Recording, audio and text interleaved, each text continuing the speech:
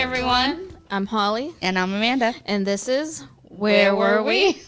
We're doing Where Were We this week. Yeah, it was supposed to be Beyond Besties, but We weren't prepared. yeah, one day we'll get it together. Yeah. Today we have a special guest. Hi. This is, you want to introduce Oh, yourself? I'm Sabrina Heisey, So, number one fan of the show. Number one fan that's not a family member, because we have a number one fan. Oh, well, non-family member fan. I have watched every episode of both of your shows. Oh, that's awesome. Oh my God, that's awesome. Wow. Yeah, I know. Yay, us. This is very exciting because, yeah. Yeah, A seriously. show that's like kind of getting traction finally.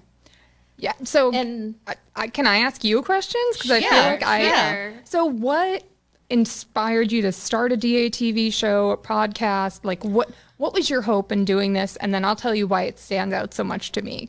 Okay, awesome. Well, we started in 2022 doing Where Were We?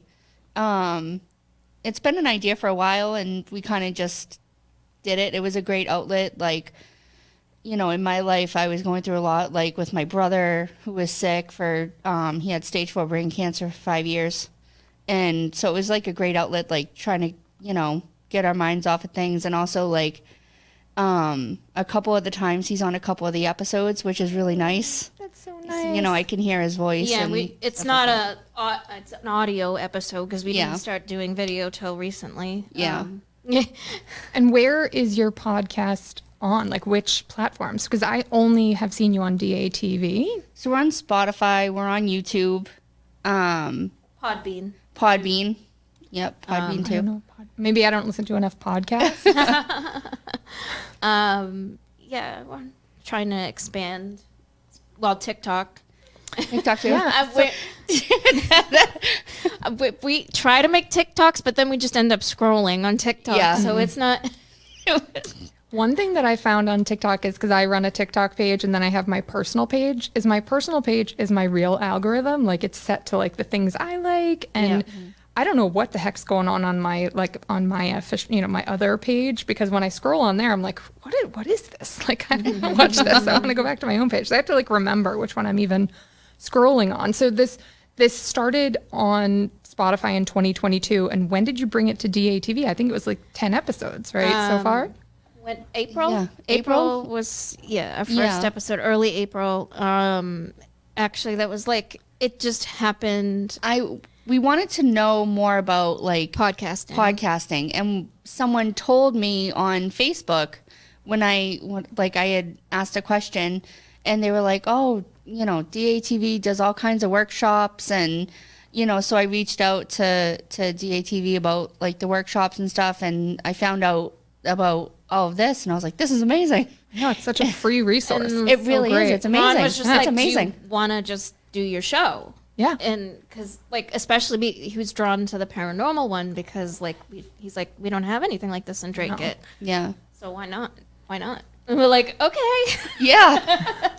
Don't threaten me with a good time. Let's do this. And we've just been going ever since. So are you guys Drake It originals, or are you blow-ins like me?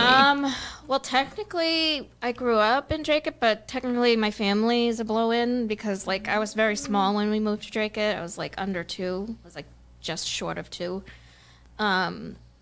We came from Lowell originally. And then when my daughter was born in 2007, I moved to Lowell for 9 years, and now I've been back for, like, another, like, 9 years or so. So it's been a journey. Okay. Oh, Here's Ron. Ron's the best. guest Ron's appearance. Yay. Thanks, Ron. The man that makes it all happen. That was funny. And it feels like you guys have been friends forever. Is that what I'm getting? Yeah. It feels like we've known each other like all of our lives, but we've really only known each other since 2004. Yeah. We started working together. She trained me in my first job. Oh my gosh. Doing what? Activities at a Dewville. nursing home. Yeah. Oh, okay. Yeah. That's and they fun. decided like we were going to be on the same shift, and then they figured out very quickly that that was a bad idea. Yeah. They were like, Because no. like the connection was like instantaneous, and the shenanigans began soon after. It's like one of those things where you see the things like, this is not a 2-person job, and we made everything Yes. a 2-person job. Totally. So it's like, okay, Need a separate little corners. space. You guys need a little space. It didn't work. Nope. We found a way. There's a Yep. will, there's a way. You know, we worked together a few times. Yeah. Yep. Duville twice. Yep. Um, And then the Arbors. the Arbors, and well, I don't work there anymore, but yeah. Yeah. So at the Arbors, I trained you. It was weird. She's like, come work with me. She's like, I can't have a day to day without you. there's an opportunity here for us to see each other more because we don't see each other enough. Exactly. Now, are you guys do you have spouses, and are they friends, or? I don't know enough about you individually. No, I'm not married. Thank God. I have a daughter. She's, as I said, she's 19. She hasn't seen her dad for 7 years. Wow, that's a choice. That's from him. That's his choice. That's a shame. Yeah. Yeah. There's a whole drama behind that. That's a whole episode. He missed out. She's a great kid. In and of itself. Yeah. Just the long and short of it is that he didn't get his way in court, and you know, I saw a great pitch for a reality TV show where they said that we should follow around baby daddies who do not see their children to see what the hell they're doing all day. really, you know, see it. it really makes you wonder, like, you know, the ball was essentially in his court because it's not on me to reach out. It's not on her to reach out. Yeah. I mean, now she's old enough. I said, you know, you want to reach out? No. Okay. Yep. His So- loss. His loss. Yep. You know? Exactly. But yeah. Yeah. So you. So I'm married. I was married since 2017, but we've been together since like on and off since high school. Okay. Yeah, I met him my first day of high school on the school bus. I'm feeling like Amanda just finds people and then that's it. Exactly. She really just latches on. But no, I think it was more like mutual. We just like latched onto each other. It's interesting because she had a medium recently. She went to a medium recently, and you want to Yeah. tell her what she said about us? She was like, you know, I see a sister, but she's not a sister. And I was like, well, it's probably Holly. And I explained, like, you know, she's my best friend and everything. And she goes, this isn't your first lifetime together. Oh. She goes, I see you guys, like, in England. I see you, like, you know, in, like, Ireland. And I forget what, a couple other places. She's like, it's definitely not your first lifetime together. She's like, you're destined to find each other in each lifetime. Oh. She goes, that's how strong your connection is. That's awesome. I was like, I'm getting verklempt. My bestie. We're always like, were you too far away? Yeah. I went to Hawaii a couple years ago, Oh my gosh. and I didn't do well. Where is she? she really didn't.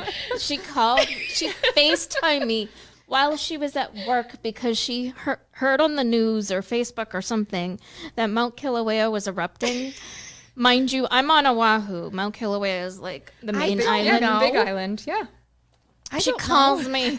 She's like, "Are you okay?" In my mind, her hotel's on fire, Right. and she's trapped. And you know, I'm like, Are you going to save her? What was the dude, I know. What was the trying plan? I was trying to make plans. I was like, I'm gonna need keys to the roof because she's not going If out. she with, doesn't not make going out it, without I'm me. not making it either. She's like, "Oh my god." But I'm like, "I'm fine. There's no need to get keys. There's no need to get."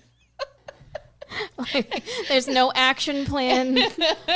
I was sitting there eating my breakfast outside on the wall, and like we were just sitting in the center, you know, the shopping center.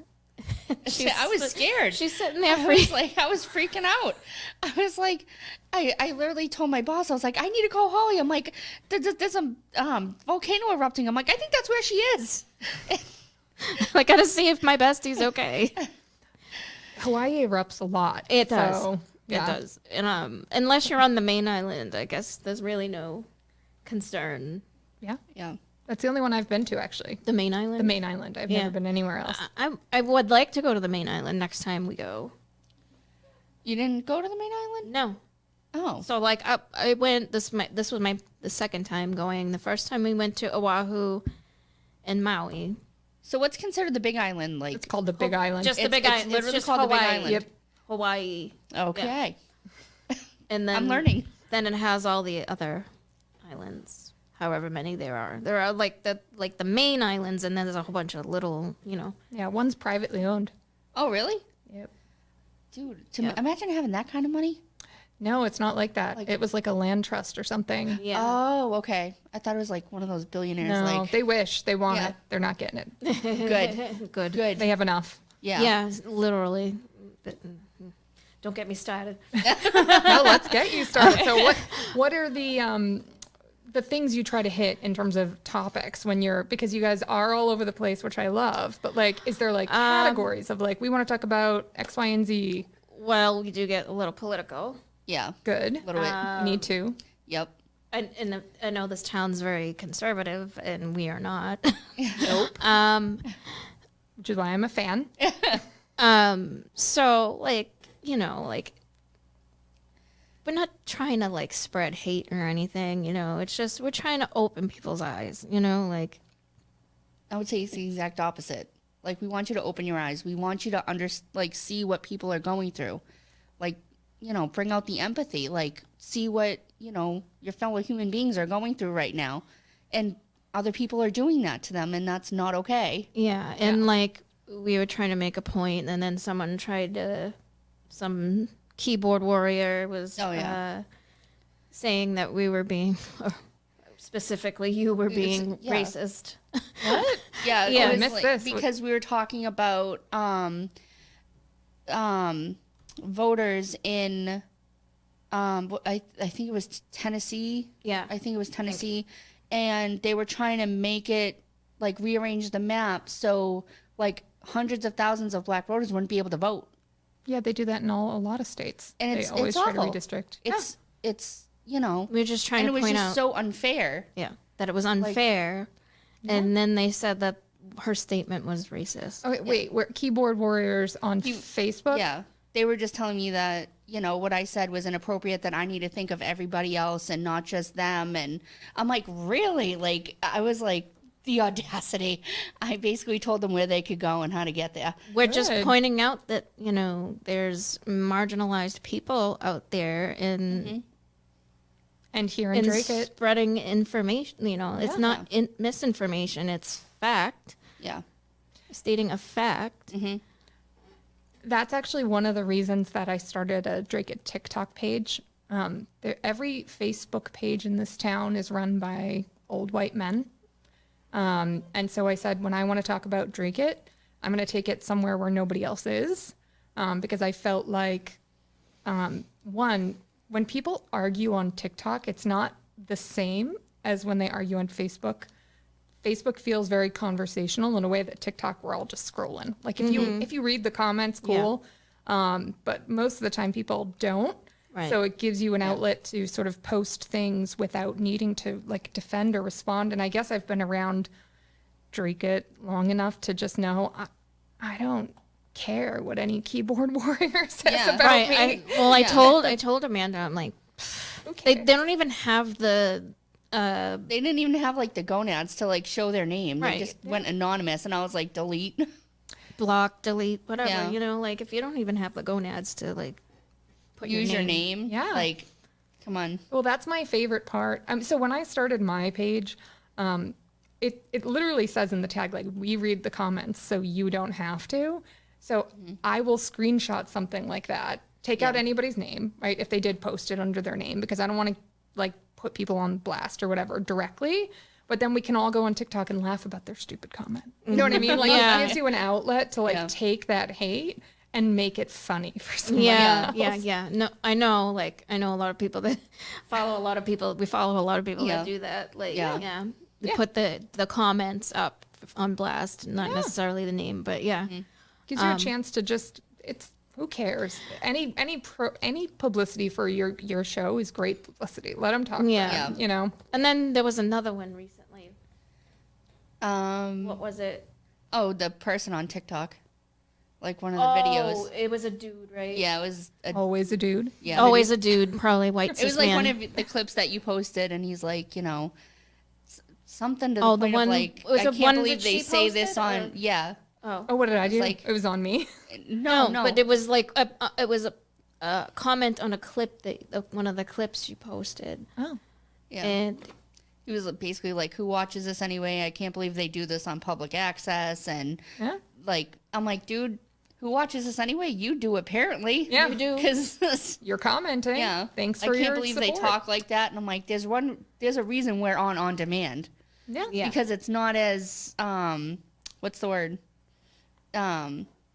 Like we don't have to bleep anything out. We can just Yeah. say, we can just be ourselves. We don't have to like be out water of pocket. ourselves We can down. be more out of pocket, Yeah. like, and that's who we are. Yeah. When If I drop a random F-bomb, that's just the way it goes. what you see is what you get. Yeah. This is how we are in real life. But yeah, so like, I don't know, just like any publicity is good publicity, but totally. like, Yeah. just gotta ignore the negative comments. Yeah. Maybe it's because I was an elected official in this town. I already know the hate comments exist and it doesn't matter. And if they want a chance to serve and spend all their time, go for it. Go run. Yeah. Anybody can run an election. Yeah. Serving in this town is really hard and it comes with so much criticism and I just don't care anymore. Maybe it's because I'm older too now. Like, I'm like, whatever, Yeah, dude. I think that has a lot to do. Yeah, we're getting older. Oh, I'm I don't know what 45. I don't know what you're talking. I know I'm 45. I don't feel like. But I just turned 40. some I'm like, I feel days- 40. some days I feel like younger. Sometimes I feel older. It just depending on the day. Yeah. I'm 43 and I feel 43 and that's good. That's Yeah. good. It's like a new, I'm not one of the people who get like upset about my age. I'm like, oh my God, like Yeah, it's been a no. long 43 years. I'm just happy to have been here for as long as I have, and I learned at a young age that life is very short. My dad passed away when he was 54. I was a month short of my 21st birthday. You need your dad in your 20s. Yeah. You totally do. He's So gonna drive you to the airport. yeah, so it's like I was a bit lost after that, and this is kind of what, like, I was questioning things a lot, and this is in my spiritual journey. So like I do Reiki and stuff. I'm very spiritual. I'm a practicing witch, and I was born raised Catholic. But this is kind of was like his death was kind of like a catalyst for a lot of my spiritual journey, because I mean, granted, I still want him here, that's my daddy, like, and how different my life would have been had he been here. But like at the same time, I'm like, where would I be spiritually? Yeah. How would differently would that, be? And the way I was able to help a lot of people, because he died of a brain tumor, and That's one thing. Like, you helped me a lot through what I was going through with my brother. and this was 20 years before her brother. Same tumor? It's not different Similar? type, Different type. but like, I was able to like help her understand what was happening and help her through it. So like, I had to go through something Horrible. horrible to be able to like go and help others. You have to find the good because Yeah. you can't wallow in the bad because Right. there I has to be a mean, good there outcome. are days where it's like hard, but that's grief, Yeah. and like I would love to like just do an episode about that, because it's like it's not talked about enough, like understood enough. Like grief is not, there's no, It's not linear. yeah, it's not linear. I only lost my dad almost 4 years ago. Oh my God. I still listen to his voicemails that he left me. I saved every one. Yeah. And I just I want to say a couple months ago, I picked up the phone. I was like, oh, I got to call dad and tell him I'm doing this thing. Yeah. And I literally picked up the phone. And I was like, What am I who doing? calling? And one thing people don't talk about with grief is like your relationship with the other parent is different. Like you don't have the same relationship you have both parents. They may have been loving and married or not or whatever, but you don't have the same relationship. I was very close to my dad And my mom's always been kind of a space cadet. I love her. I do. But I'm sending her to Italy next week with my children, and this woman does not charge her cell phone. She does not know she doesn't know where the charger is. She's not going to turn the phone on. She's the type to land at an airport and just sit there and hope that you come find her. Like, she's not going to go out of her way to make it easy. And that's not a knock on her. That's her brain. That's who she is. Yeah. They'll find me eventually. In Mexico, we found her sitting at a bar, not even in the airport. We found her sitting at a bar outside the airport, chit-chatting with people. And I was like, did you think we were just going to randomly go? My kids know they have to scour the area to find grandma because she's not going to be where you think she is. So, like, that's been hard for me because my dad would call me 5 times a day and he would mail me stuff and he would, like, check in on this and paperwork and whatever. And my mom's just very like, la la, life is wonderful. Yeah. Let me just go through it. And so now I don't have that anchor that was my father. I have this weird dynamic with my mother who I don't know where she is. I don't know if she's going to call me. I mean, my brother and I laugh because we're like, where's mom? I don't know. She called me 4 days ago and I haven't heard from her since. So it's just, that's the other part of grief is like, it wasn't my turn to watch her. Yeah, you're grieving this part of your life that is not coming back. Yeah, you know, and like there's a whole thing. Like, my dad was fairly quiet. I mean, he had his vices. He was an alcoholic. He was doing better, and then this just came basically out of nowhere. Like, he had a thing with his kidney, and he had a tumor in his kidney and got his kidney removed. So like 2001 or 2000 or 2001, and then 2001 to 2002 was the brain tumor, and yeah. So he had like that whole like year and a half or whatever was kind of rough for him, and but yeah, he you know, misses jokes. You know, you just miss all the things that they did, and like there's always stuff that reminds you of them. You know, I was always closer to my mom. Now we're close, but we fight like cats and dogs. That's okay. That's still love. But yeah, I mean, I guess that's why. I mean, we love each other, but it's but yeah, my dad was, you know, fairly quiet. You know, I wouldn't want to get him mad, but because when he was mad. Yeah. You've seen when Stephanie's mad. That's my dad's face because my sister looks just like him. You know, minus the Wilford Brimley. It's a Wilford Brimley mustache. Oh. Funny story. Speaking, where were we? So we're at the Yoke on Saturday morning, and she's getting the flight of iced coffee flight. Ooh. Beautiful. And they bring it over, and immediately she starts ripping open like the packets of sugar. It was 2. I'm like, calm down. Damn, girl. Calm down. It already has sugar. It's pre-sweetened with all the syrup they put in it. They didn't put any syrup in it. It's sweet with whatever. Maybe you. Girlfriend got a sweet tooth. But anyway, I was like, all right, I'm like waiting for Wilford Brimley to walk in and go, diabetes. I said, I'm going to buy me a little mustache on a stick. And just randomly go, diabetes. I know, look at me with my sweet candies though. Like I didn't sit there and eat all of them either. All right, I'm not trying to I'm done. That's a place. No shame. In my defense, I took this stuff out of the coffee. Like it came with like one was like Shark Attack, and it had a little gummy shark on it. Another one was like a marshmallow. I took all that stuff off it. In my defense, did you take a picture? The only time you go there, you have to take a picture. Did I? You took a picture. I didn't. You have to. I mean, it's food art. That place. Oh, they do so much. Oh my god! I know. The monster shakes. I remember my brother. The year before he died. That October, he loved the movie Hocus Pocus. And they had a Hocus Pocus monster shake thing that they do. And, like, we took him to the Yoke just for that. Oh, my God, he loved it. Let me see. Okay, there you go. Yeah. See, it's food art. Every time you go there, it's amazing. Yeah. But you don't get between somebody and how they take their coffee. I think you got to let that one go. I know. I got to let it go. Thank you. But I was just like, what are you doing? Listen, I wasn't like dumping the entire container of sugar in there. Thank you very much. 2 sugars. Are you sure it was more? It was 2. Thank you. you bring up Hocus Pocus. When I posted you guys on my TikTok page talking about something about Hocus Pocus, I started getting comments like overrated. Like, I'm not a Hocus Pocus fan. It's a very divisive movie, I've learned. Listen, Well, Bette Midler, nobody okay. comes between me Nobody and Bette messes Midler. with Bette Midler, first of all. Okay. Second of all, I saw that movie when it came out. I was like 12 years old. Yeah. Something like that. I loved it.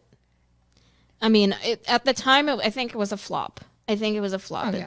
At the time. But like, for some reason, like around its 10th year anniversary, it like revived in a way that like, because I got the movie on like when I was part of the Disney movie club. You can never get out of that. Disney movie club. You can never get out of that. It's so hard to get out of that. But that's another story for another day. I'm in the Disney movie club. Oh my gosh. I inherited it from my father. my It's his See? that has not gone away. Right? So because you can't get out of it, you had to inherit it. Yes, it is my inheritance. I have my it. God. I forget how I finally got out. Oh, you're out? No, I'm still in. And I got gift cards that I can't figure out how to use. Oh, really? Yeah. Oh, we need I to have we need- $30 in gift cards sitting on my desk. I'm like, I don't know how to use these things. I've tried. Well, it's a sad story. Like all my movies that I got perished. Oh, no. Oh. That's a sad story. Is it a fire? No. Oh, okay. We can skip it. It's a very upsetting. It has to do with Nessa's my daughter's father, and okay. our separation, and like whatever. Yeah. Oh, I'm so sad he's gone. But yeah, like what was I saying? Where were we? Hocus Pocus. Hocus Pocus. But yeah, it's for some reason it became like such a cult classic. And then everyone was excited when the second one came out. I remember my brother was so excited. And like right before then he took a turn. And that entire day that it came out, I played that movie for him all day so that even though he wasn't awake, he could hear it. Yeah. The hearing's the last thing Yeah. that goes. Yeah. Yeah. So I literally played it on repeat all day. Oh. I was like, everyone's going to get so sick of this movie in 24 hours, man. So you- you- just kept playing it. You take that, TikTok haters. They stand by their Hocus Pocus Heck yeah. Yeah. fandom. Got me through some tough times. I still laugh at it. I still Yeah. I still reference it. Like whenever I look at a school, like a prison for children. And you just can't help it. Wait, did you guys follow? Probably not. There's the Drake at Campbell School project. What's going on with that? Did they vote no? Okay, so the way it works is it had to go through town meeting first, which do you guys attend? I need think to. I've been to one. You at need least. to. You need to come. It's fun. We bring snacks. We have a little peanut Holly's gallery there. section. Snacks. Bring the snack. And then Sold. we love to, you go enough, you start to recognize people. You're like, oh, there's Dan again. What's Dan going to say? So anyway, it's kind of fun. And you go to the ballot box and you vote for president, you vote for Senate, whatever. You don't get to see people's votes. Town meeting, they stand up, they do voice votes. Like you get to actually see your neighbors.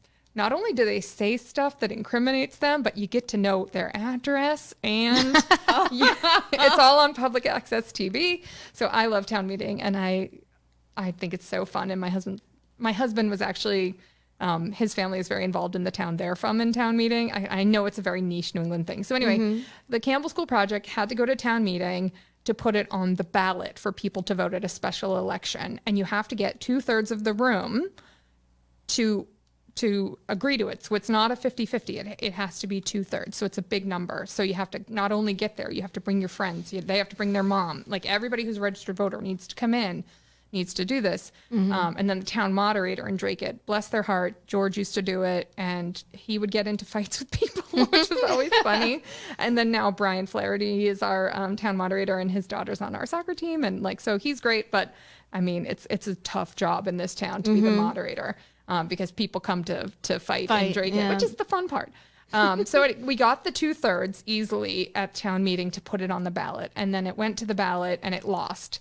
Now, why it lost? It's not officially dead yet because the MSBA builds into its process, like you can continue to have another fight locally, have another vote, because they understand that like local politics are messy, and there's lots of examples of where it didn't go the first time, they redid something in the project, and then it stays alive. So we're at the point where the schools requested an extension of the grant. So the grant's like $82 million. We've been in the pipeline for like 13 years for this thing. Drake has never had an MSBA project grant like this. It's the biggest project we've ever had. And we're, so the school committee supported it. The Board of Selectmen did not. But there's a lot of like technicalities going on to try to see if the Board of Selectmen will at this point at least agree to extend the grant. It doesn't mean you're going to necessarily have another vote next week. We'd have to see what the new design looks like, whatever. So we're waiting to see. I'm not super hopeful about the Board of Selectmen coming to Jesus. But we'll see. So right now we have until August 31st to like get it through. And how did I forget how I brought up the Campbell School project? What was it? What were you talking about? My brain is in my 40s, obviously. Where were we? Where were we? This is why. Literally, yeah, this is literally why we call it. Where were Yeah. we?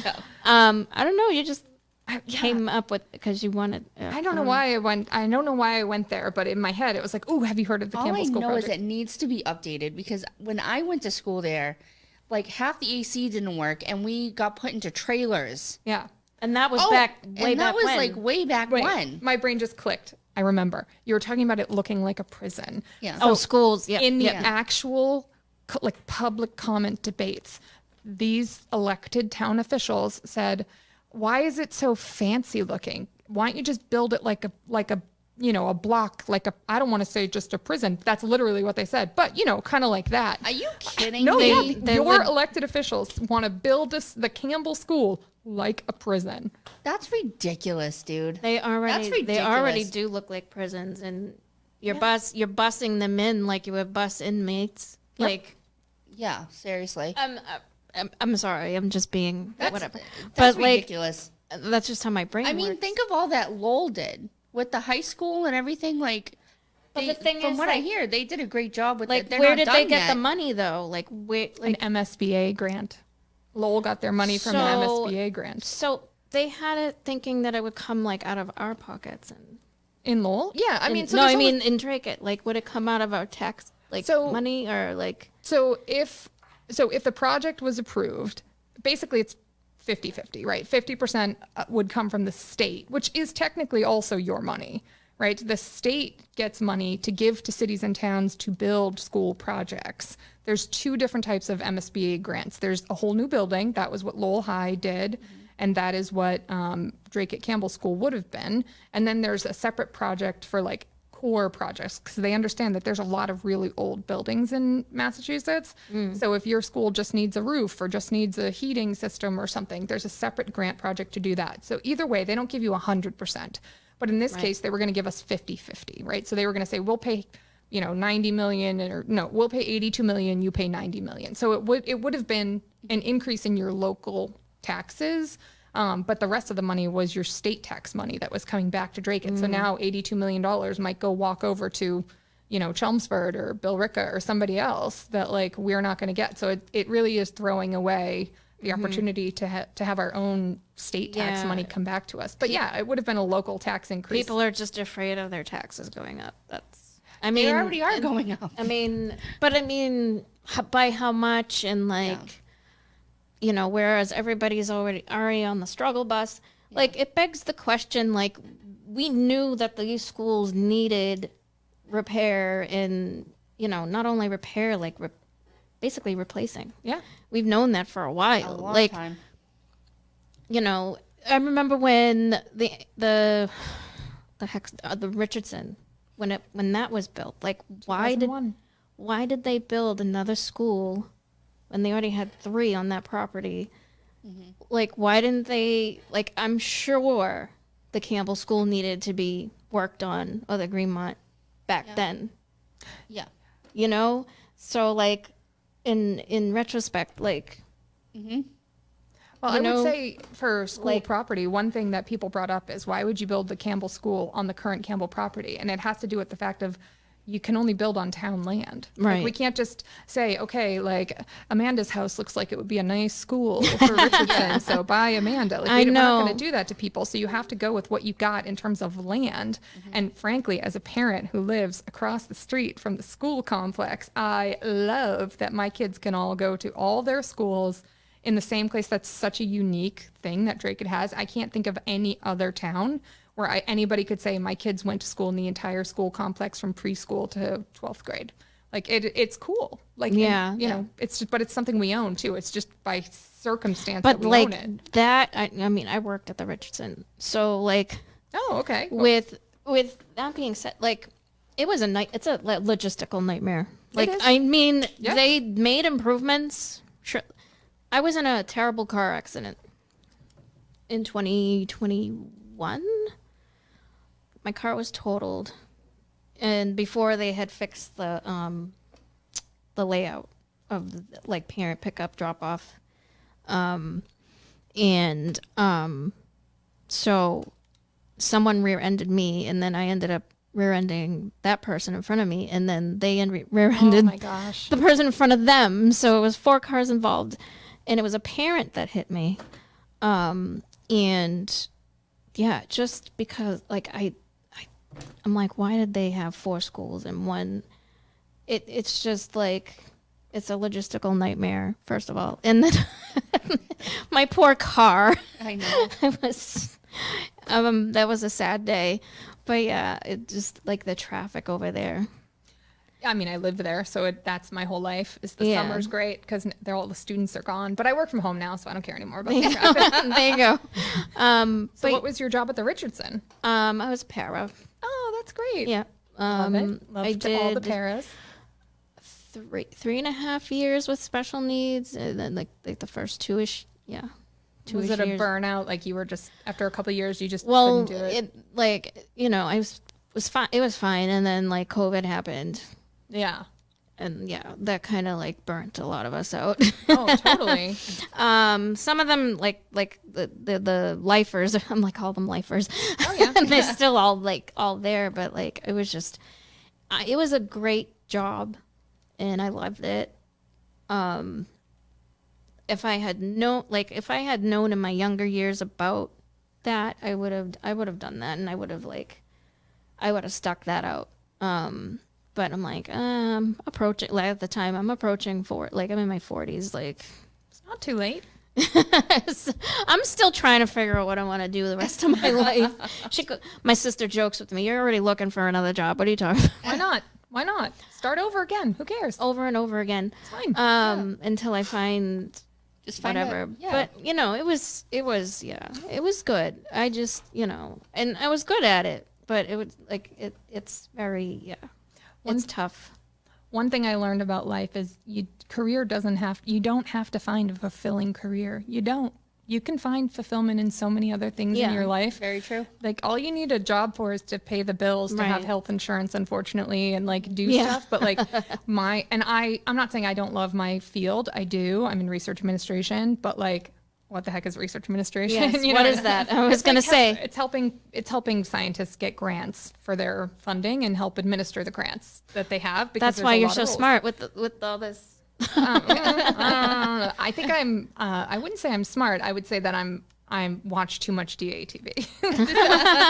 So that's the whole thing, is I watch everything that's on DATV. I clip things from TikTok, I clip Instagram, whatever. And just like my whole spiel is to just talk about Drake It. So if it's anything about Drake It, I've watched it.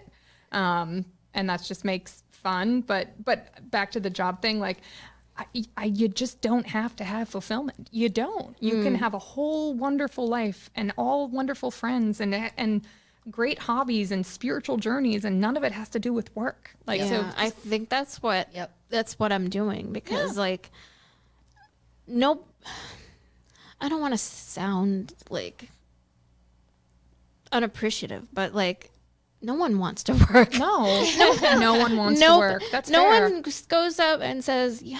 I mean, unless you really love your job, but like, how many people can say that with like a full chest? You know what you love? Your coworkers.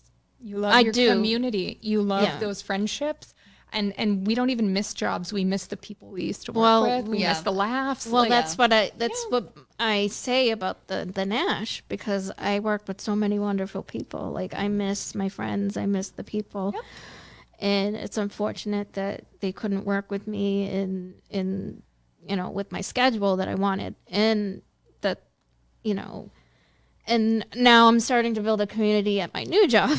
So it's just, I take it as the next journey or whatever, the next step, I used to beat myself up that I didn't have like a dream career, and then I realized, who cares? Like, I have a dream life. I have a great family. Like, none of it matters. That's work. We have to do it. Fine. I don't have to love it. Yep. I do happen to like what I do, which is great. Well, but I'm honest. Like, when people ask me, how do you like it? I'm like, I don't love it, but I'm like, it's work. Like, what am I going to do? Not pay my bills? Like, like is that an option? Can we just not do that? That is a Capitalism's story. going great. Capitalism. Going good. Oh my gosh, capitalism is not it. I don't know. I don't know what the answer is. But like, community is definitely part of it. Yeah. Like, I'm all for community farms. I'm all for like helping small businesses and like Mutual aid, community. Yep. That's Community. what It's that, I think that's the first step. And and people will argue, but like, protecting kids, like when you're out and about, like if I see kids and like they're unsupervised, like, okay, where's their parent? Like treating kids like they're your own, and protecting kids, like, and with everything, like, I don't know how much you believe, but like with everything going on, like with Epstein files and Oh God. Oh, that's awful. so creepy. And are they in jail? No. Which one of them are in jail? The woman's in jail. and like And she how belongs there, but they all do. and 100%. and how far does this go? Oh, Like, far. and so like my daughter, she's 19, granted, but she went to Boston, and I was like sweating bullets. She went to Boston with her friends, like by themselves. Like, I was like, okay, this is where you have to cut the cord, Holly. Let her do her thing, and whatever, whatever happens. But at the back of my mind, I'm like, oh my God. Well, you were following them on Life I 360. I was stalking her on Life 360. I'm like, oh my God. I They was- must be in an Uber. Yeah. She's going. It took me. I'm like, oh my God. And then I'm texting her, and she didn't text me back. But then Amanda texted her, but she texted Amanda back because that's She's the cool one. because she's the cool aunt. Yep. I'm just mom. I'm chopped liver, whatever. But yeah, so it's just, but it's a sick world. But like, there are good people. Yeah. And that's what I want to advocate for. Like, be a good person, and whatever your comfort level is. But like, because some people, they're like, oh, whatever, kids, whatever, But like, just watch out for other people's kids. Like, like, that's the way I feel, because they're our future, and like, I don't know. Yeah. Do I sound like? Do I sound like an asshole? See, I'm like the complete opposite. I trust nobody. Like, with, you know what I mean? Like, because everyone says, like, oh, they seemed like such a nice person. Right. Well, I never there's thought that, they would do that. and It's like, I the people trust that take nobody. advantage, yeah. Yeah. I know it's so hard to trust people, but like, I don't know. I have to say, the Life 360 thing I don't do with my kids. And I think I'm the odd one out. I'm in this group. I've always joined groups when I had kids. I don't know how much you know about me, but I have 9 children. Wow. So I have a lot of kids. So I have different, groups of friends that I've made as my kids, that were this particular kid's age. And so for Liesel, who is my 5-year-old, she's my medically complicated 5-year-old. She's entering kindergarten. So it's a really stressful. This is the most stressful I've been about kindergarten, but all of my kids have been typical 5-year-olds up until now. So I have a lot of anxiety about her. And they were in this group, and they were talking about putting air tags or like smart watches on their kids when they go to kindergarten. And I'm just like, I don't want to live in that world either. I don't want to live in that world where I feel like I need to track my kid as they get on the bus. Like I'm watching them get on the bus, have a great day, have fun at school, and then I'll see you when you get off the bus. Like for me, it's such a source of anxiety. I wouldn't like, well, yeah, we didn't have that. So like, I just trusted that I would get my kid back at the end of the day. Yeah. But like they're in school, so you think, well, that's a whole other thing. Oh my like God. like school safety and like school shootings and like I'm so glad she's out of school. Like It's scary. It's a target. But like, yeah, you're lucky. Like, oh my God, with 9 kids, the anxiety, when I tell you the anxiety I would have. times 9,000. I think at some point you stop being like mom, because when you have one, there's something so nice. You could never replicate that with any other kid, because now you have multiple kids. Yeah, true. So once you get past, I'll say 3 or 4, you sort of move from mom to manager in a little bit of a way, like, because you could never give enough time to every kid. You can't. That doesn't mean you're not a good mother. That doesn't mean they're not getting all the love and affection. And they're getting a lot of other things that other kids are not getting, which is COVID was not boring at my house, right? Yeah, There were a lot of kids who were lonely. My kids did not feel lonely. They were annoyed. See, Their siblings. my daughter felt that. She felt the impact. Yeah. Like, but we've been in therapy, so like we've been in therapy. We've been in therapy for together. It took a long time because like after all the stuff with our dad, and then COVID happened, so it took a while.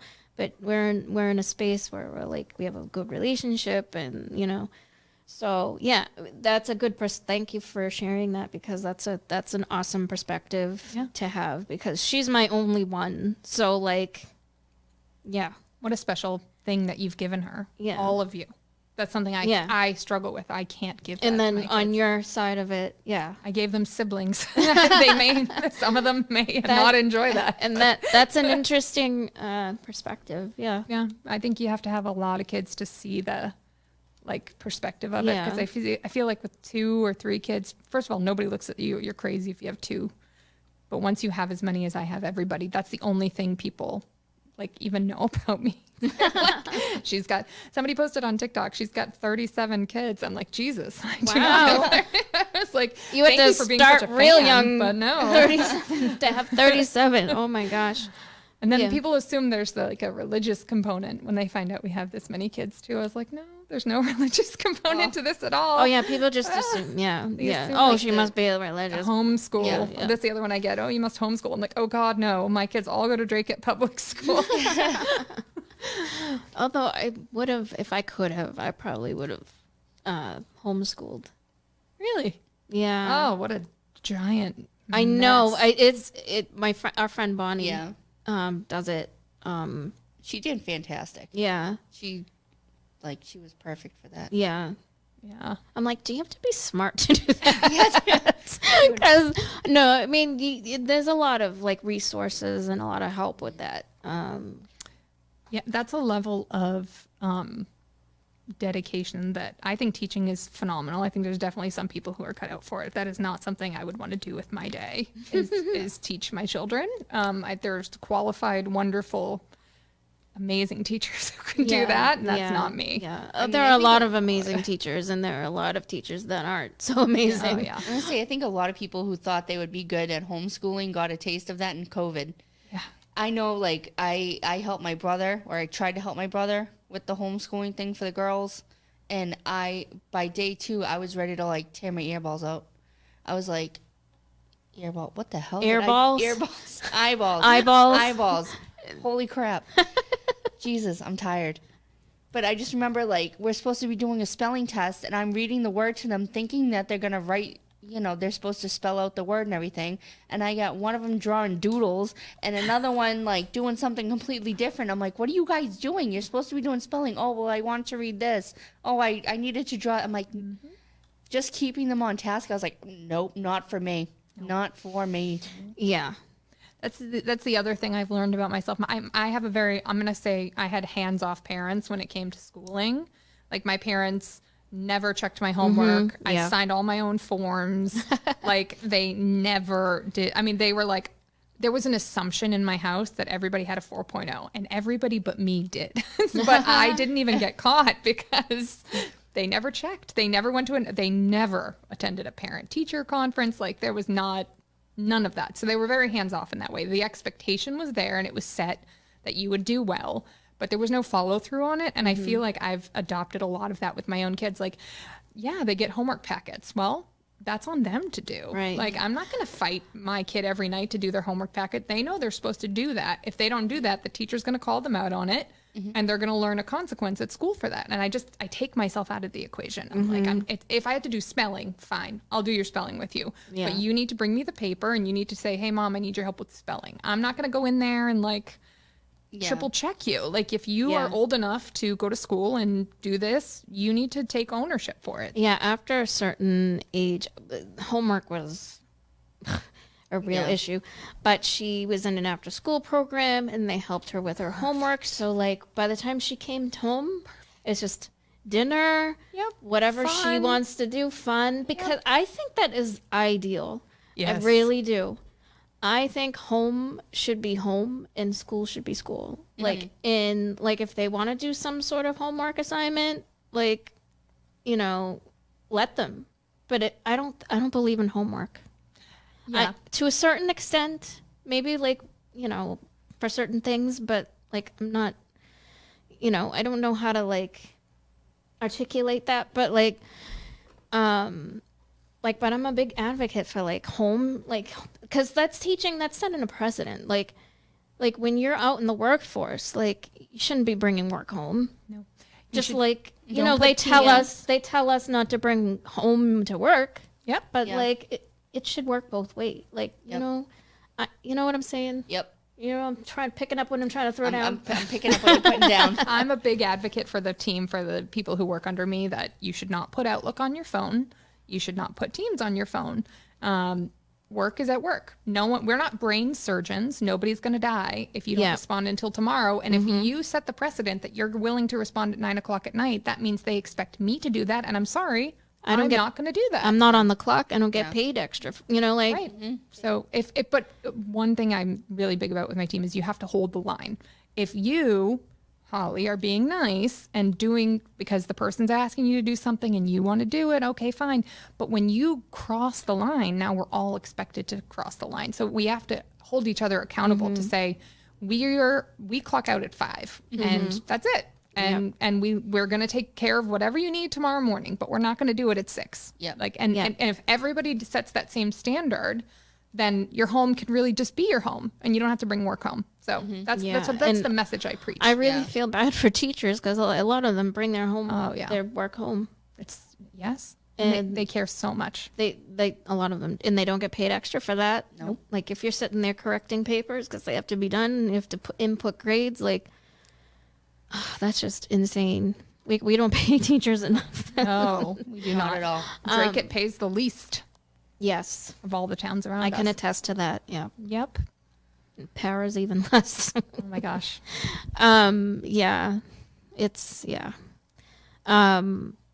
But to that, again, with this, like, enforcing this idea that, home should be, kids should be able to relax, and I just remember when I was a kid how stressful it was to do homework, except if it was something I liked, There were subjects I really enjoyed. And, there's a lot of schools, not in the United States, obviously, but like that are more child-led, they work on their strengths, what the child is interested in. And then they assign, stuff that is geared towards that, subjects that are geared towards that will help them in that area. I think it's like, is it Finland? It must be Finland. They've got the best schools. And I think we need to get more towards that. And like, I don't know how, Have you guys traveled to Japan before? No, I would. That is on my bucket list. That is on my life list. I don't call it a bucket list. I call it a life list. A life list. I like that. I refer to it as a bucket list, but I forgot that I saw that before, and I'm like, oh, that's a better idea. I like that idea. A life list. So a life list of things you want to do during your life. Not that I'm saying, like, obviously we all meet the end, whenever that is. But like, Yep. I don't like to think of it as a bucket list, things to do before I die. Like, Yeah. that sounds more negative, But yeah, So the other thing people know about me is that I drag my kids around the world. So I did take them to Japan in February. Oh, that's awesome. And my mother gets all dragged. 9 children. No, it was Okay. it was a girls' trip with my mother. My mother, even though she's in a wheelchair, she gets dragged. And we can't go to Italy next week, so I'm sending my mother with the kids without us. A last minute medical emergency, my husband can't go, so I can't go. I have to take care of him, but the kids are still going to go with my mom. So when we went to Japan, one of the most interesting things we saw about the school, first of all, Japanese culture, there's no trash cans out in public. Yep. None? Yep. None. So Zero. Where do they put it? You take your trash and you take it home. You take your You trash do home. not. Oh. You do not put trash in a public trash can. They don't exist. They don't exist. Okay. You are expected to keep it clean, and that starts from school aged in Japan. So this was really interesting for my kids to learn. First of all, it's super safe over there. My kids were out and about running around, corners and stuff without me just fine out in Japan. This is how hands off I guess I am. I was letting them go. I was like, go ahead, go explore the neighborhood. Have But it's fun. also extremely safe over there. So I was not worried at all. And one thing we learned about the schools is the schools don't have a school janitor. There's no expectation that somebody over there is going to clean up after you. The children are expected to clean their classroom, to clean the lunchroom, to clean the bathroom. Oh, That is wow. their school, and they need to treat it with respect. And they, from a young age, are taught that they are responsible for that. Wow. So they, That's awesome. That's amazing. I love that. Yeah. me too. So the kids over there, and then people saw for the World Cup that Japan fans would clean up the stadium because their expectation is that they're showing respect for everything in their culture. Everything has a soul. So like they expect you have to take care of everything. You would never trash a place. That's an unacceptable, cultural thing. Yeah. Even things like umbrellas over there were interesting. They're communal. You don't own an umbrella. There's public, like, buckets of umbrellas. When the rain starts, you just take one. Oh, wow. And then when the rain stops, you put it back in one of the public buckets. That's like it's a awesome. communal society. Yeah, we need to fabulous. get back. Yeah. We need to adopt that over here. So Yeah. it's possible. Yeah. It's possible. It's- And people do it. yeah. We just don't do it. Yeah, we just want everybody for themselves over here. Yeah. Yeah, well, there's an Americans have this whole bootstraps idea, and they've taken away the fact that, that's not, rugged individualism is not working out great for anybody. Mm-hmm. Nobody's really benefiting Nope. No, from that. No. no. So. Right. But they've convinced us from the time we're little, what are you going to be when you grow up? How are you going to contribute to society? They even say that our school hours being so early in the morning are so that you understand that work is an all day thing. Like, I don't know how true that is, but that's the idea, is that like they groom us from birth. Yes. To, like, you have to work for the I agree. system. They put you in debt to the system. You live your life in debt to it. And then, they hope you die, so they never have to pay you any retirement Security, benefits. And yeah. Well, the way the healthcare system is in health insurance and all that, Yep. that's a topic for another day. That is, it's a I found that recipe. out It's a recipe firsthand. for disaster. Yeah. Like, there's no quality of life. they don't. The way that it's set up. I've learned more about the healthcare system going through what I went through than, like, I can't even imagine. Like, I had a medication that I needed, and it was declined by a podiatrist on the board for my insurance. Were you seeing a podiatrist? No, It has and nothing to do it with was It had for nothing like to do it with was her feet. yeah, it had to do with my like uterus. Oh, a podiatrist. Yeah. Perfect. A podiatrist. I'm like, are you? And they make it legal. Of course. And it was wild. Because it was We a had to doctor. we had to go through this whole thing. Like, it was unbelievable. And I wasn't the only one. I was one. I think it was like 5,700 women. Oh my gosh. Yeah, It's horrible. Women. yeah. Seriously. We have to have lots of people discuss your uterus and make laws about it and make Yeah. plans about it, and we all have to have Because a foot conversation. doctor has so much experience. Oh, speaking of experience, do you follow the Lindsay? Are you following the Lindsay Clancy trial? Yes. Girl, I am not. That- I'm like her so out of the lawyer loop. wiped the floor with that psychiatrist yesterday. Yeah, Dr. Tufts. Like, I'm sorry, but you cannot be an expert if you have residency and 1 year under your belt. That is not an expert. But you can have a treating doctor. That's who you get. She took the wrong notes. She proclaims herself to be an expert, even on her website. Oh, well, anybody Like, can say that. Yeah, it's like unbelievable. And then she's fighting with the lawyer, like, that's not what I meant. Well, you put it in the medical record, in medical notes, legal medical notes. Yep. Like, well, you're misinterpreting. He's like you did? Like, and she's, oh my God. I think the husband had something to do with it. Myself. I'm not convinced. I understand the theory, and I'm open to. I love a conspiracy theory. I love it. Don't get me wrong. I'm in on a conspiracy, but I haven't heard enough evidence that's not circumstantial. That I couldn't really verify myself. Like, I don't know what it takes to get a body down to 82 degrees or what. Like, I don't know that. So I love the theory, and I'm in. But I'm not convinced that the husband did it. I'm not following it enough to have an opinion. Yeah. But I don't know. Just like someone was explaining like the timelines. Yeah. And like all the evidence. And like when you think about it, like the puzzle pieces don't fit together. Like in the way that he said things happened, and like the fact that he had her Apple Watch with him when he went into CVS. And yet she supposedly called him, and it just like, and he changed outfits, and it just doesn't make sense. Yeah. And I'm like, if they can explain that, then all for it. yeah, if you can logically explain If you all can of that. logically explain all of that. Yeah, I think my only reason I don't jump on because I've heard all the evidence and I love watching a trial. I've never been called for jury duty ever. I've never even gotten a letter. I would love to be on Holly any has jury. a lot of experience in I jury duty. can give you mine, and you can go in my place because, knock on wood, I'm overdue. I have been waiting for this letter since I was 18. Okay, I was literally on my 18th birthday. I was like, I could serve on a jury.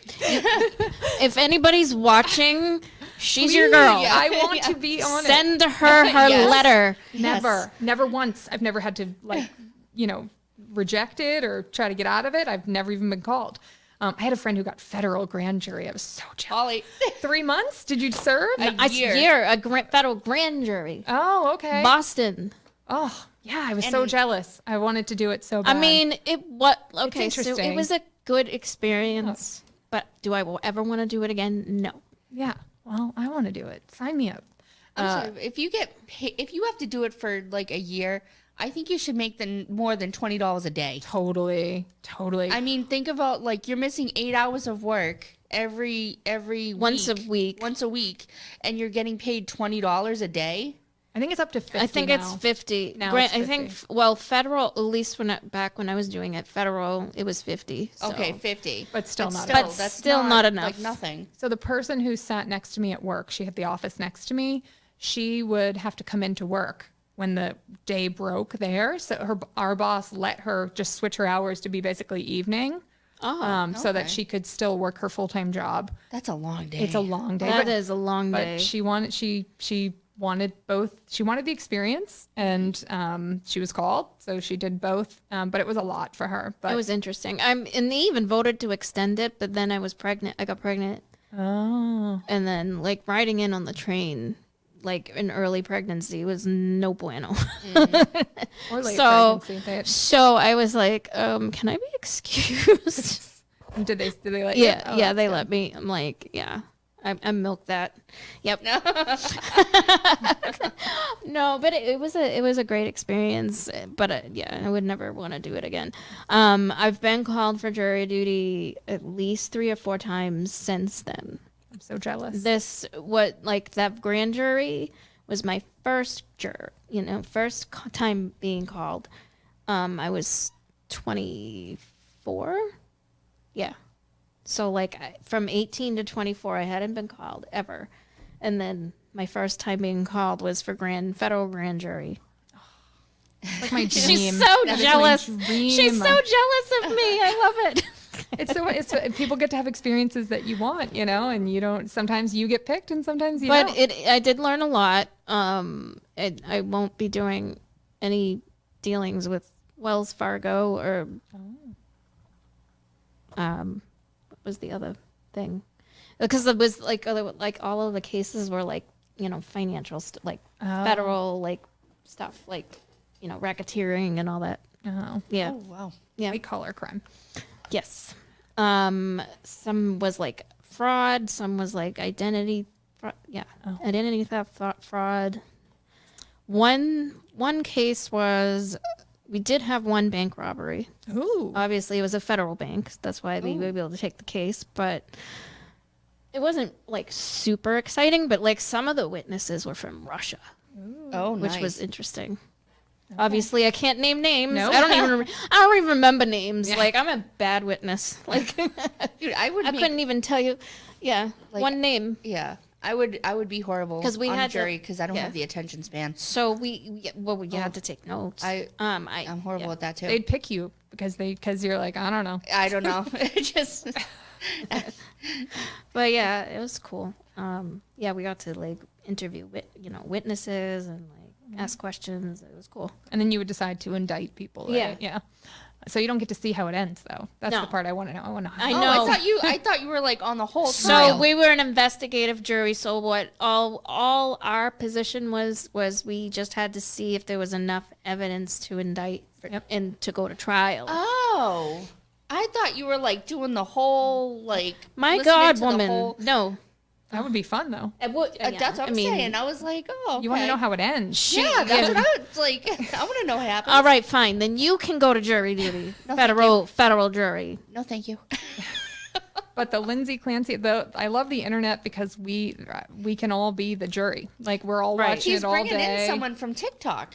The defense is trying to bring someone in from TikTok because something about she worked at McLean or something for like 7 or 8 years. So I saw her TikTok. Oh, you did? Talking about, because she worked on the same unit, right? Is that the same woman you're talking about? I think so. I didn't see the TikTok. I just saw him talking about it. Yeah. So, I mean, she wasn't there when Lindsay was there.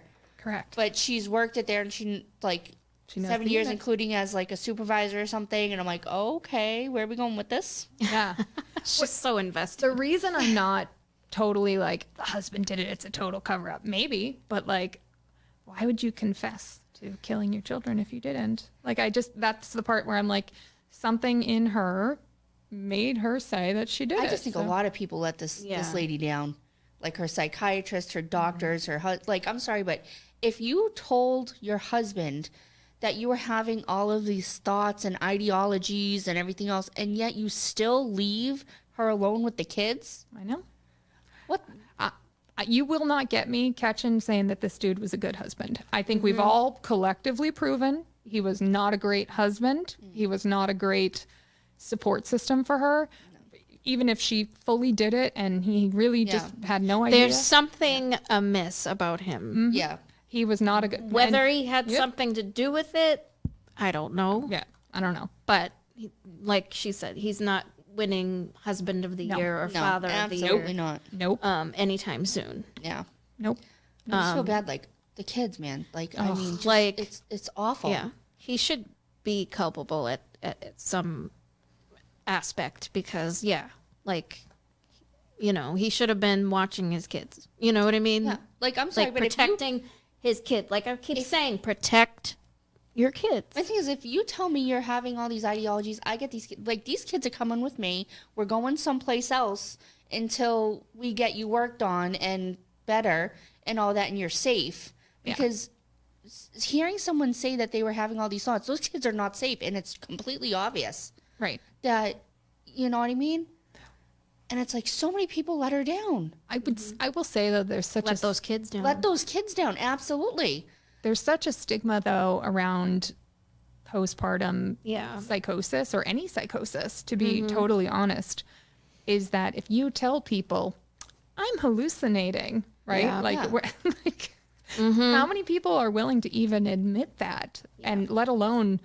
You admit that at home to your spouse, which she did, but is she going to go in front of every doctor and say, "I'm hallucinating"? Yeah. Like and do you even know when you're always hallucinating? She may not have even known when she was completely hallucinating, and if you're a mother trying to protect your children and you don't have a great support system, you know that if everybody thinks you're crazy, right? And medication induced psychosis makes you sound pretty crazy, that people could take your kids away. That's the one thing that we do in this country that is unfathomable to me, is that we leave that threat open of, like, if you do this, we're going to take your kids away. If your kids are truant, we're going to take your kids away. If this, that, everybody's a mandated reporter, everybody's this. Lindsay was a mandated reporter. She understood that if she went and said these things, that they could potentially come take her children, which may have been in her mind just an anxiety and a fear, the way I don't know. I mean, I'm not her, and I'm very glad I'm not her, but like, I have a lot of sympathy for her, but I also like understand why she wouldn't, if she really had those thoughts, why she wouldn't go around broadcasting them to people. Because if you go to your best friend and you say, I'm having these thoughts, they're going to be like, all right, let's deal with this together. I'll take your kid home. And it sounds like her kid would go with you. But if Lindsay didn't have that, or if Lindsay didn't feel comfortable sharing what she was actually experiencing. Right. She didn't have enough of a support system, or no support system. He was out with the mistress, right? Isn't that what the internet's saying? Is that it's always the mistress. It's always this stupid mistress. Yeah. Well, I mean, some people are comparing him to what's that guy's name? The guy who killed his wife, Shanann or something. Shanann Watts. Chris Watts. Chris Watts. Mm-hmm. Yeah. People are comparing it to him. Like, he said his wife did it at first too. And I'm like, that's true. It is true. Yep. And I think more is going to come out. Yeah. It'll be interesting because when because they're the defense, right? Yeah. So the way it is, the state will rest at some point. So if he's really gonna, if the defense is going for some kind of secret plan to say, we think Patrick was implicated in this, and if that's really what they're building towards, which some people are speculating that that's what they're actually building towards, I have no idea. But like, why bring up the email? Does that have any relevance to like whatever? Yeah. So if that's really what he's doing, and who knows, I don't know, I'm not a lawyer, thank God, nobody wants me to be their lawyer, but like if that's what he's building towards, they won't actually give the prosecution any chance to say that. So what they'll do is wait till they rest. When the prosecution rests, because they're the defense, they get the last words, and then they'll lay out their theory of the case. So that's kind of what right now it's interesting in healthcare. There's so many healthcare professionals and fine, whatever. But like, to me, I'm more interested to see what they say when it is their final word. You know what I mean? Like, this is it. Speaking of final word, are we out of time? The timer ran out, but like we run over sometimes, and that's okay. Yeah. But there's this is certainly an interesting case, and Amanda's gonna fill me in because like I'm really not. Dude, I'm like the person, like the meme with the guy with the cigarette and all the red wire behind him on the freaking map, like with the map. conspiracy. Like that's her. I'm like we gotta get the dots together here. She's like that with like true crime. I'm like that with like conspiracy theories.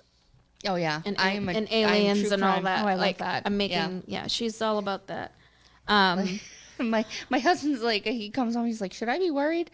Like, when she's watching a documentary, serial killer documentary, like, oh my gosh. She's sitting there with her snacks, and they're talking about God. I'm like not the only one. Like, no. It's something with like someone said something about like females being like the highest watchers of true crime. We are. And they find it like people, like some girls are like, yeah, I fall asleep to this. This is relaxing. Like, well, it's sad. It's sad, but like, cause I don't know how it is in other countries, but in the United States and like Canada, like we have a high rate of serial killers. Yeah. I think Canada has, I don't want to misquote, maybe, I don't know, more or like the percentage, like that we have like the highest percentage. And I think in the U.S. I don't know the numbers, but yeah. But women, because we're women, and it's like not a safe world. It's an intuition.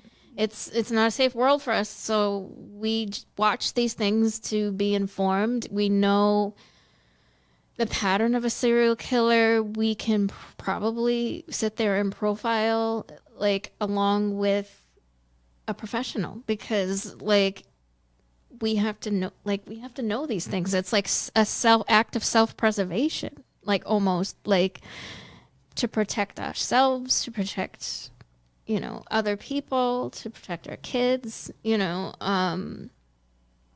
like things like, oh, he's a secretor. Like you play that in your head, like, Oh, what? a secretor. Like, The hell is that? I'm surprised you never know that blood secretes in the sputum. Hey, what the hell are we talking about now? So like when they talk, that's how they like get DNA and stuff. That's how like they know. You've never heard that. I've never How heard many that. you've listened to Crime Junkie? They're always talking about that. A secretor. Like that the blood gets in their saliva. Nope, never heard it. You never heard. I've never heard Okay. it. Well, now you've been informed thusly. So they like constantly bleed? So like I gets, have no- it gets like trace amounts get in there. Why do they live open source? or So something? like certain people I'm are. so confused. Certain people are and certain people aren't. Are what? Secretors. Secre- That's what it's called. Look at, oh my God. Google. Dr. Google. Oh my gosh. I've never heard of a guess- secretor. I thought you were talking about aliens guess, for a like, second. some And I was like, wait a minute. Like some people get nosebleeds, maybe, and some people don't. And I don't know. I haven't heard of this. Like blood in your spit. Okay, she's looking Like, it up. She's Googling it. Oh my Do you God. Google it or do you AI? Okay, Oh, dude. so it releases their I ABO blood group antigens into bodily fluids like saliva, tears, sweat, and semen. Oh, so it's not blood. It's just DNA. So It's just DNA. Blood DNA. So like your blood DNA will show up in your bodily fluids. but your Okay. DNA would be in your bodily fluids anyway. That's what I'm saying. I'm confused. So like they would, so like instead of like just have, they'll get your blood type through other sources other than your blood. Can't you do that anyways? Don't they like take a swab like of your cheek cells and your I don't know what else like Saliva. saliva? Yeah. You had a urine? tooth. I don't know. Does urine So count? I some don't know. people- Urine? Yeah, you can get DNA out of urine. So like they'll get your blood DNA. In other words, Okay. All right. I'm just gonna leave. I have no certain idea what the people, hell I guess, certain people are secretors and certain people are. Maybe like they shed DNA more off their skin and stuff. Like Maybe. I don't know. I don't know what that means. So like if like flip through like bite or like if they leave fluid behind like semen or whatever. Like if they leave evidence. But that's Yeah. everybody. Like, I don't. Never mind. I can't. I don't have the like It mental fortitude to deal with this today. So I don't know if it's like something they used back then versus now because certain people are and certain people aren't, You are because still like speaking a they different language they to made me. like more advances in DNA since, you know what I mean? no. Oh my God, help me, Jesus, somebody help me. Well, wait. I was asking if you guys are AI or Google, and you started to answer, and then you stopped. Oh, we're AI, but then well, no, we're Google, and then like we use AI for some things, but Holly doesn't like to use it for a No, lot I because really- it kills water. Yeah. Yeah. Which AI? I judge people. by which. Someone told me about Gemini. I actually like Gemini better than the other one, the Chat GPT. Chat GPT. I actually like Gemini better. Yeah. I get more clearer answers from that. I like DeepSeek. So if you don't leave Deep sea. behind I've never The heard of that. Chinese one. Okay, so here we Oh. go. If you don't leave behind blood, Yeah. they were using it to profile people from saliva, semen stains, etc. So if there's no blood at the scene, they take a swab of your mouth or So something. if they find like other bodily fluids at the scene, Oh, well, okay, so that makes sense then. that's what I was basically saying. You're killing me, Smalls. Okay. Oh my God. I have a shirt that says that. And then my daughter, one of my daughters, when she was a baby, had just the Smalls onesie. Oh my So we God. go out like that. And then she long grew up. She's 10 now, but I still have the shirt. I wore it to speak at one of the Drake at public meetings. And the town manager's like, I really like your shirt. I was like, That's and I think I awesome. said something bad about her, and then I felt bad. But getting back to my point, where were we? Secretors. AI. Yeah. We were talking about AI, but I was talking about like how, why women tend to watch serial killers. So like we learn all this information.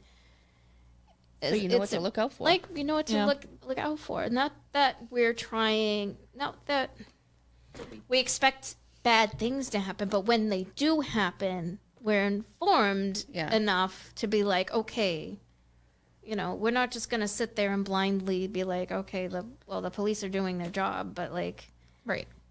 you can ask questions. Yeah. You know what I mean? Yeah. Makes you more comfortable to ask questions. Make you more like, But think about it this way: you're socialized as a woman from a young age to believe that you must always protect and look out for yourself. That there's always danger coming for you. From the time you're a little girl through now, you are on the hook to figure out how to leave behind fingernails or hair. Yep. Like you are trained, socialized in this way that you are not safe. Yeah. And that's crazy Yeah. that we teach girls. And if you think about like your own programming, you're like, wait a minute, like why was I never given a sense of safety as a woman ever? why is it on the women to always Protect themselves. be in charge of their own safety? From watch who? men. From who? Right. Yeah. That's we're told.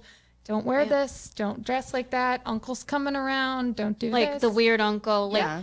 Seriously. Like, From like the responsibility always falls on us. yeah. And that's not right. and then we train our daughters Like same the way. girls in the Epstein files. People were blaming them. Right. And that was like, are you kidding me? We're historically always victim blaming. Yeah.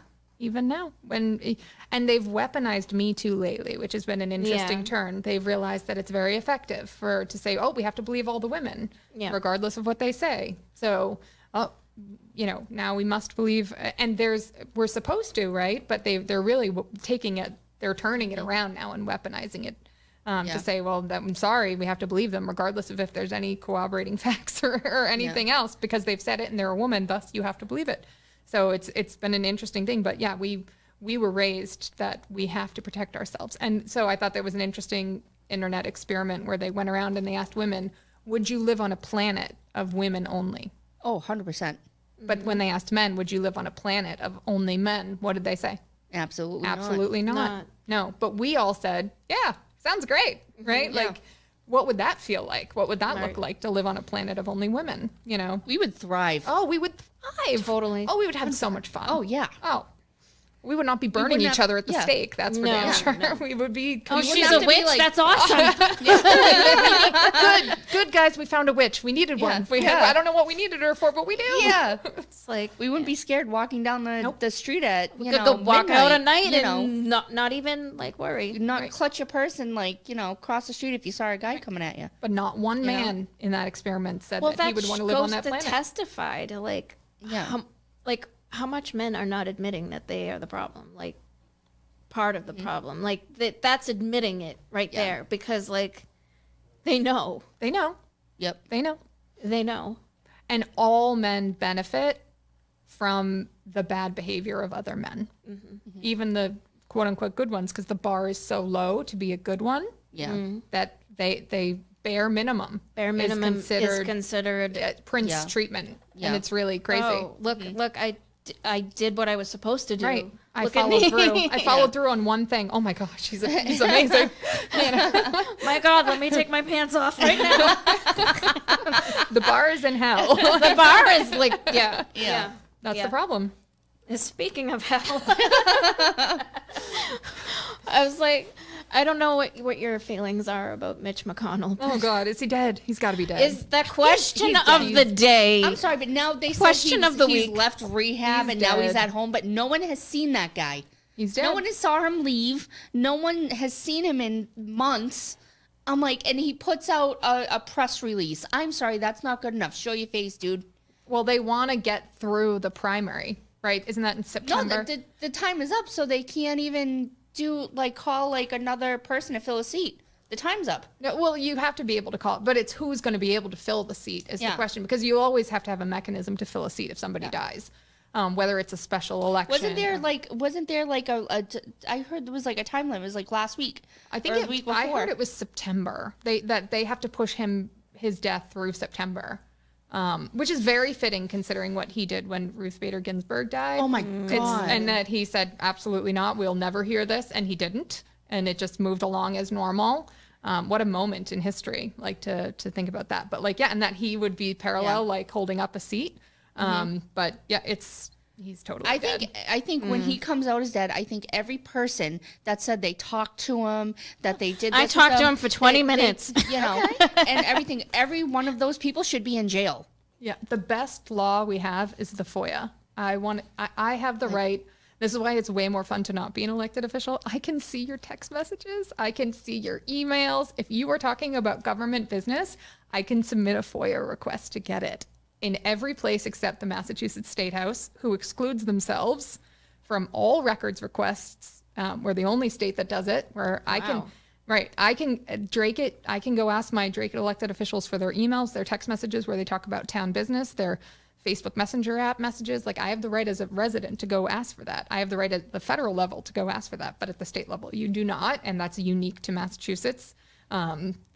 And your state rep and state senator do not support that, by the way. So they are not interested in having their emails opened. And I understand why, but like anybody who says that they saw Mitch McConnell, great. Yeah. I want to see the email. Yeah, exactly. Yeah. Let's see Exactly. it. Show me. But I'm sorry, like even people like, I'm sorry, but like Trump should be in jail for 1,000,000 years. Like he should be on like death row for everything that he has done. Like all this blood on his hands, he's abused girls, and it's fact. There's picture evidence, there's video evidence. He's in the Epstein files hundreds of thousands of times. I mean, and the fact that these people are still letting him run rampant and trying to delete his like name in the Epstein files and redact everything and make everything disappear is disgusting. Yeah. The Epstein files are dead. They'll never, I mean, even if Thomas Massey, who's been a big supporter of them, has said that at some point, because he's not getting reelected, he lost his primary, so he's out at the end of the year. Just like Mike Gravel did way back in the Vietnam War days, where he read things into record. Even if Thomas Massey wants to read it into record, I promise you they'll never air it. You'll never hear it. You know what I mean? Like this is dead. I don't see anybody going to jail right now for this, which sucks. But I just... they've normalized it to us where we just accept that exists and that there's nothing we can do about it. And it's almost a joke. Me. I know. It's a joke. I know. It just enrages me. It's like, I mean, my God, I'm like, the lack of humanity is disgusting. Like, these poor girls were abused, manipulated, abused, like. But we know their names. Yeah, we know their names. Right. Like, that was just, are you kidding me? Yeah. And now we have... and no one's going to pay for it? It's like, where's the justice? He's going to let Ghislaine Maxwell out, too. Oh, 100%. 100%. She's getting a pardon. She's going home. 100%. Yep. Because, Like, it's disgusting. Yep. She's already in what? Like, minimal security puppy prison? Yeah, the she's little got, puppy. like, yeah.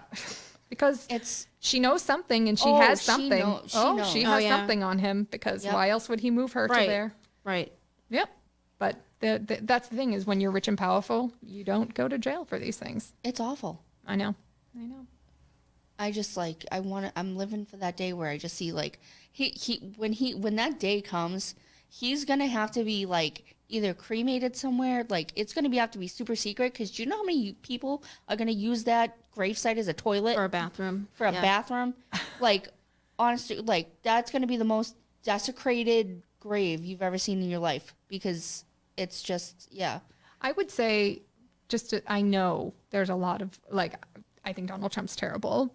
Of course, he is terrible. But like to almost backtrack your feelings a little bit is like, he is a symptom. Like, don't give him the power to be this cult leader in your mind because the people who elected him are still here and those ideas that he represents are not going to die with him. And those people who believe everything he says are still going to be here. 100%. And the next Donald Trump could be worse. So don't psych yourself up to like accept that when he's gone, it's all just going to magically get better. It's not. No, it's not. Because you're fighting a one system. less terrible person in the world is right. Yeah. And I like to think it's like a pendulum, right? It swings both ways. People were ecstatic for Obama, like, oh, crying in the street. And then you got Donald Trump as a result, because the pendulum swings both ways. So Joe Biden was like a weird middle pendulum, I guess. Like there was no excitement there. We were excited briefly. No. And then, I was not. Big nothing. Yeah. I was kind of hopeful, but in the back of my mind, I'm like, Yeah, I gave up after Obama's first term. I'm not doing that anymore. Like I don't feel like there's any win for me at all in the Democratic Party. Obviously not in the Republican Party either. But I will not participate in a system where, you know, Barack Obama lets Citigroup pick his cabinet. Oh, You may like some of the people and their representation, but that's it. They give you representation. It's always corporate interests. It's never for you. It's what do you I know we're not in New York, but what are your thoughts about Mamdani? Do I think that I like his stance that, like, you know, I'm here to just represent New York? Cool. I think he has an awesome hot wife. Like, what a cool guy. But like, I am done with the Democratic Party. Yeah. And I'm done believing that they're any kind of vehicle for change. And when I see people like El Said or Mamdani or AOC or any of the others, all I see is fake promises and corporate backers. And that to me it's a dead end. I know a lot of people really, this is the system we have. I blah, think blah, it's blah. a puppet show. It is a puppet show. 100%. Even the local level, even local politics is such I've said this so many times on TV and on interviews, but like it is a TV show. Yeah. And that really struck me when I was on the school committee, because people would come with these pre-planned speeches. The votes were already determined, right? It felt like you couldn't add any real value other than bringing your own pre-printed speech. And I won't say the name, but there's a local politician who told me, this is what I do before the meeting, is I prep my little speech so I'm ready to go. And now when I watch him speak, it's a man, all I see is that he's reading off his notes. He wrote that speech ahead of time. Like, that's it. It is a TV show. It is not a meeting where you're going to go make a decision together, like talk together and really debate and talk about your ideas and come to it. It is not that. And you have to get over that. It is a TV show. And once I realized that at the local level, I started to see it at the state and the federal. And it just breaks your heart to know that, like, the democracy is meant to be messy. It's meant to be uncomfortable. It's meant for people to come in and be like, you're a jerk and I hate you and blah, blah, blah. But when you try to do that now, they don't want you to do that, right? Like, they want you to, you know, just sit quietly and have your little pre-printed speech and just speak it. But like, they don't listen. They're not supposed to listen. They don't want to listen. They want to get their name out there, and then they want to just vote and then go home. And it just, it's been such an eye-opening experience for me to sit on an elected. I'm glad I didn't know before, because I wouldn't have run. And it's such a different, running and serving are very different things. Running the campaign is fun, right? But like serving for the town was harder.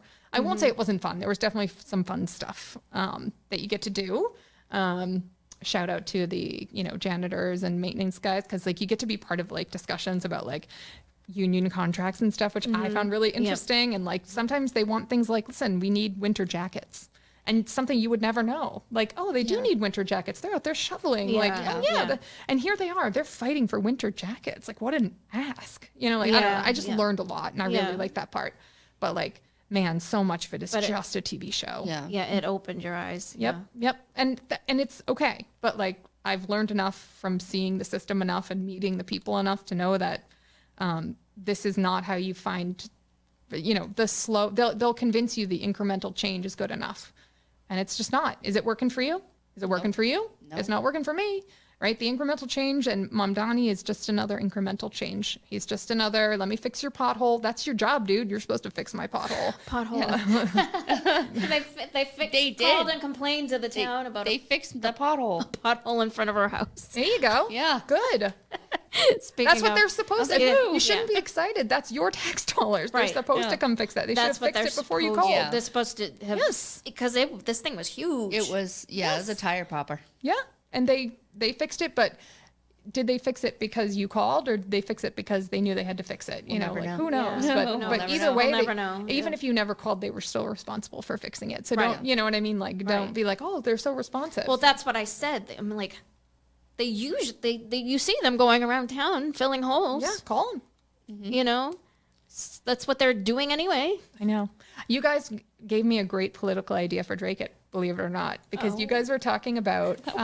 We did now. You did. Do tell. Because I watch all the public meetings, and I was watching the one about the critical drought that we're in. We're still at a level 3 critical drought. Yeah. And you said that, like, I know one of my neighbors who's been calling people in, and I watched the town manager say, people need to stop calling in because we don't, she said, we don't have a municipal ticketing system. And I said, ooh, we could get a municipal ticketing system. Well, maybe we should then. It's a great idea. And I was like, I'm going to credit that back to you because you said that and that made me listen. Yeah, because, like, okay, it's a family member. Oh my goodness. She gets stew. She's stewing. Like we'll drive by somewhere and she's they're watering. That was me, by the way. But yeah, I saw the Richardson Middle School was watering in the rain.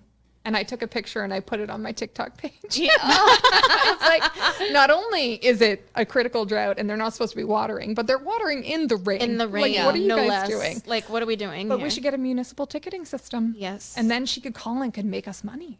She could help make money for the town. They need money, Right. right? You need money. Let's ticket people. Speaking of money, I don't have any. changing stations.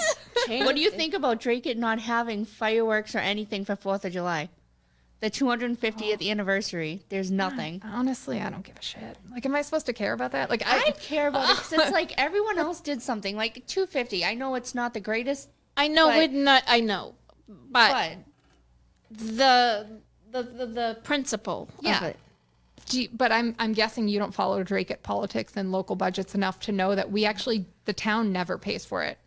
I know it's like but like what happened? Why There's didn't been- like anybody do any community outreach or anything? There's like, always been one dude who paid for it. Don't ask me his name, but it's always just been one dude who donated the seriously, money. one? One dude, and that dude didn't donate, and that's why it didn't happen.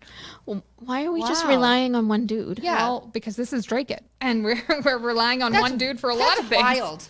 Yeah, so it's not Like, not that the town I'm it. thoroughly disappointed. Well, I still got my hot dog. Okay. I know. I made And sure. fireworks because we saw it from Lowell. Yeah, we did Yeah. too. We went and stood on the bridge. We went and stood on the bridge and We- watched we it. got- was We saw it beautiful. from my house. Yeah. Oh, okay. It was interesting. It was I was like- like, wow, are those the low I fireworks? said there Yeah. has to be La Lasher because it's the right direction. Yeah. We stood Yeah. on. I'm not good at knowing bridge names, but it was the Green Bridge. It was like by CBS. Like Yeah. where, Yeah. Yep. So because they blocked off the Aiken Street one, so Yeah. we couldn't go across that. So we just Yeah. went up to the next bridge. We parked at CVS. Thank you for not towing us. And then we just stood out there for like 10. We went out there 10 minutes before it started Yeah. and just sat on the bridge and chatted it up with some people. Took some pictures. It was a phenomenal 20 minutes, and then we Yeah. went home. It was great. Yeah. But I yeah, I mean, don't care if Drake It doesn't have it's- fireworks. yeah. But I don't really care about that stuff. But We're like it's fireworks just people. like Oh, you like fireworks? We- Okay. we are. We are. Fireworks. I know. Like the animals get all whatever. And like I get it, but Yeah. you know, it's just something to do. I mean, it's Drake It. There's nothing. There's nothing to do. There's nothing to do. Plenty to do. There There's is. so much There to is. do. There is. There's so much going lied. on. You just got to get involved enough to know it all and to be like, You gotta enlighten us oh because God. I mean, I mean, I'm a townie, but I'm not. You know what I mean? yeah. Like, you know, you gotta, yeah. I'm not like outgoing enough to know like what's going We on. have to work Oh. on that. Yeah, really. we do. Yeah. we need to like go to like events and like broadcast from there. Yeah. That'd be awesome. We always say like we gotta do this, we gotta do, and then we Where were like, we we're- live? When it comes to like the day, we're different people. I Yeah. know. No, I think we it was a have different we have person all when you these said that. plans and Yeah. and Yeah. stuff. You gotta come up with ideas because you were like, my friend John pointed that out to me. Like, you're on TikTok. You're like, somebody posted you. Like what are you talking about? Yeah, and so he was sending me the clips that you did, and I'm like, Amanda, did you know about that? No. I'm like, oh my god. So I was watching to see, like, are they ever going to notice that we watched them on TikTok? And not only that, but like, because I watch it now, other people are like, who are these women and how do we get on this show? And like when I told people I was coming on this show, they were like, oh my God, that we refer to you as like the besties. I don't know if that's what we're supposed to do. Oh, well, we are the besties. My 5-year-old's like, my 5-year-old goes, you're going on the bestie show? That's so fun, Mom, because normally you're just going on the boring shows. This is the fun show. We're Yeah. the fun. You're the bestie show. I was Yeah. like, oh, it's our besties, everyone. They're out, they're doing stuff. And I was like, are Hopefully they? your 5-year-old doesn't like listen to me like Oh, dropping yeah. F-bombs. Like, Oh, I'm she's got sorry. me for a mom. She goes, it's okay. I'm not, my kids, Okay, my kids because hear it all. No, because it's yeah, fine. I mean, Yeah. you don't want to be a bad influence You're or not. anything, but No. like, well, Okay. you know, No, okay. yeah, you're the bestie show in my house. That's what they call you. And That's my, awesome. My own friends, like who don't know you either, are like, I'm like, they're like, how do I get on this show? And you know, and I'm like, I don't know. I was like, I don't know if they invited me or if I kind of invited myself by posting about them. But like, either way, Well, they're we're like, excited to have guests. Yes. We need to like Yes. work like if we do tend we do tend to say if you like want a top like we If you want introduce topics, like we want let us topics, know. but if you want to be we should add that if you want to be a guest, everybody should. yes, Yes. just reach out like yeah, message us or yeah, Facebook message us. Yeah. Like put a comment on our YouTube. I on couldn't our find your Spotify. TikTok. I tried to. There's too Oh. many podcasts called Where Were We? I know. Yeah, So yeah. That's Holly. What? You did the TikTok. Oh, I heard But you it's- trying to edit the same. I'm still learning. Yeah. Like how to screen grab and edit and all this stuff. Oh yeah. I was like, oh, I thanks to you, I figured it out. it really, you know, It's not that bad, but it's Yeah. still. you really got me motivated. So Oh, I good. made a few. she like So- made a few. Like she went off one night. Like I really did. Like I'm gonna do this. Like I had a headache and everything. I was like, oh my gosh. You know what you need to borrow is my 12-year-old twins. I have 12-year-old twins. That'd be They're awesome. going to 7th grade, Calypso and Persephone. And they are my content create advisors. Like, I'm like, how does this sound? And they're like, that sounds really stupid. I'm like, okay, Love the honesty. don't post that. Or love I'll it. post something and I'll be like, does this make sense? And Persephone's really good. She's like, absolutely not. That does not make any I sense. love that name. So it's Persephone and Calypso. Calypso. What are all Greek. your kids' names? Eric, Michael, Irina, they were adopted, so they came with their own names. And then the ones I named were Aurelia, Calypso, Persephone, Syra, Liesel, and Tiberius. I love Wow. all those names. So there's a lot of weird. no, it's No, they're not. They're unique. they're unique. I love it. and I love them. My Yeah. husband's name is Zebulon, if that helps. Zebulon. No, what What is he named after? is he named after? The Yeah. Waltons, the old Waltons? TV show. Grandpa Zeb. It was named after Grandpa Zeb on the I Waltons. never watched my the Waltons, so God, that's I totally forgot. It's been a hot minute. Yeah, since I know. Like I used to watch the reruns, obviously, because I was too young for the Yes. show. But like, yeah, And That's right. we're kindred spirits in that I was named after Sabrina from Charlie's Angels. Kate Jackson played the married angel, and my dad felt like that was really good. Like he liked that one of the angels was married.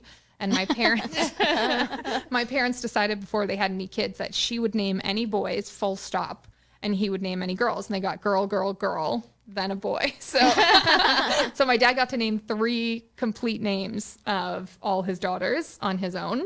And so when it got to me, he had already done, my sister Vicky after Queen Victoria, and he had done my sister Rachel after Rachel from the Bible. And so when he got to me, he's like, we're going to go TV show on this one. And then I married someone whose parents did the same thing. I was like, this is like we were meant to be. that is, yeah, Yeah, meant to be. meant to That's be. awesome. That sounds like it. Yeah. On that note, oh my gosh. Thank you for Yeah. having me. This has been Thank so Thank you fun. for joining. You're It's welcome been so anytime. much fun. So much Yes. fun. And yeah, that we gave you some inspiration Yes, and you- you've given us some inspiration and it's whatever you want to, let's exchange contact Yes. information Yes. because Yes. like this needs to happen more often. So thank you everyone for joining and we'll see you next time.